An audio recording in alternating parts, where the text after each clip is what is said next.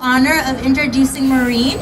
Maureen is a domestic abuse activist. She's a truth seeker and freedom fighter. She is a poet and storyteller. Maureen conducts empowerment workshops for people to discover and create themselves. Maureen has traveled many parts of the world and worked for various age and ethnic groups. Welcome, Maureen.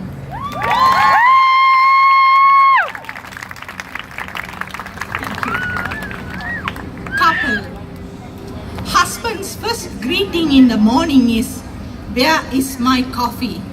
He comes out of the shower shouting, "I am late because you have not served the breakfast yet." Wife quietly answers, "I have already prepared it 30 minutes ago." He warns, "Don't talk back to me like this. Accept your mistakes." He shouts from the room, "Where is my tie?" She recites, "I have ironed and kept everything there." He screams, "Didn't your parents teach you to keep the tie with the socks?" While he leaves, he hollers, "Bring me my red file." She replies, "I don't know where it is. I'm sorry." He yells, "What kind of wife you are? Don't you know it's in my office?" He gets into the car, saying, "I'm unlucky.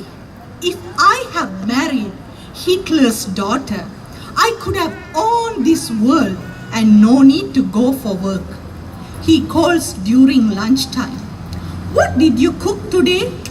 Don't you know I like sweet? Why didn't you put sugar into the sweet potato curry?" She is speechless. He hangs up saying, "If you want to be my wife, do what I tell you to do." He comes home early.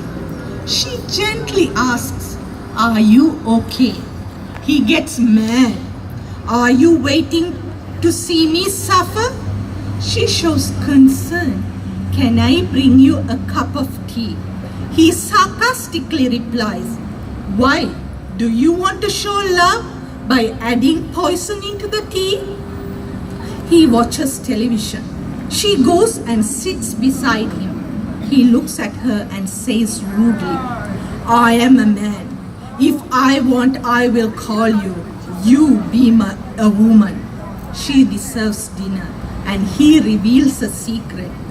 "My mother's food is better than yours." While she washes dishes, he shows concern. "You need to get up early. Why can't you leave the dish and go to bed now?" She goes to bed. He gets into the bed, satisfies himself by having sex with her, and in 10 minutes he snores. He is the most respected man in society because he is educated, he has a high salary job and comes from a well-known family and married to a girl from a respected family. He is a king at home and in the world, but not in his wife's heart. It's my personal story. I got married and came to Canada. I didn't know that my ex-husband was abusive.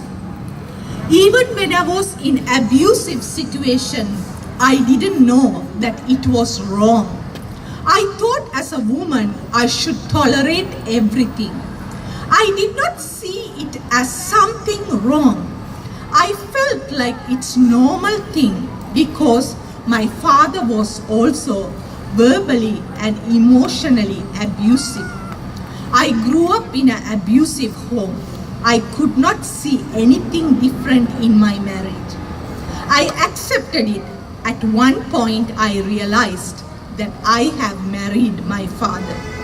That feeling really shocked me because some of the words my father used to say, my ex-husband also used.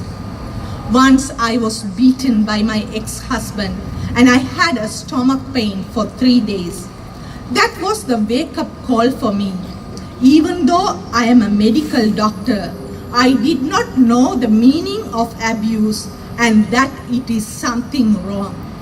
I first did a Google search to find what is wrong or what has happened.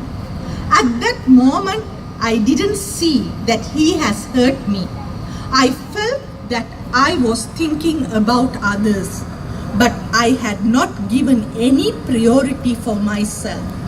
That was the first time that I realized that there was something wrong.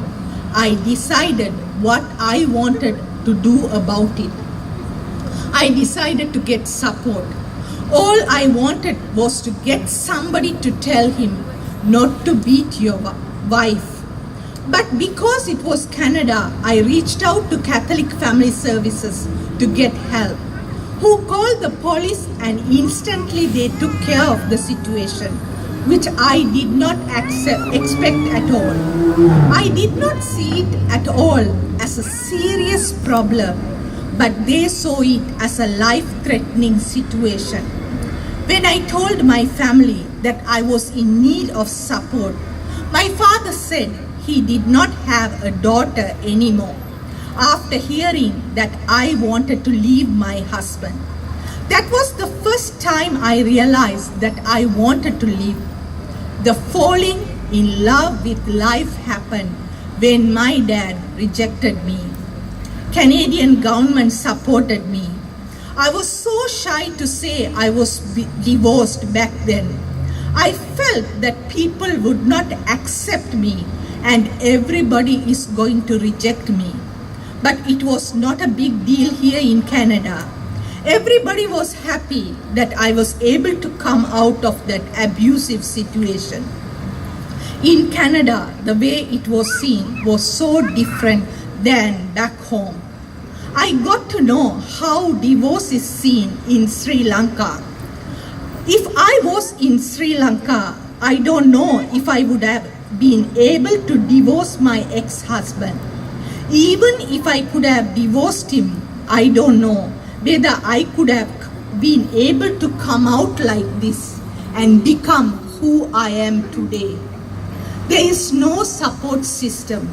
The family does not support, and also the society interprets it is as the fault of the woman. They always expect that the woman should build the family. So these are the reasons I really felt I want to help and also to be the voice, because I did not have a voice when I was going through the abusive situation. It's not easy for somebody to raise their voice and ask for help. I am now advocating as a voice for the voiceless. Thank you very much for this opportunity.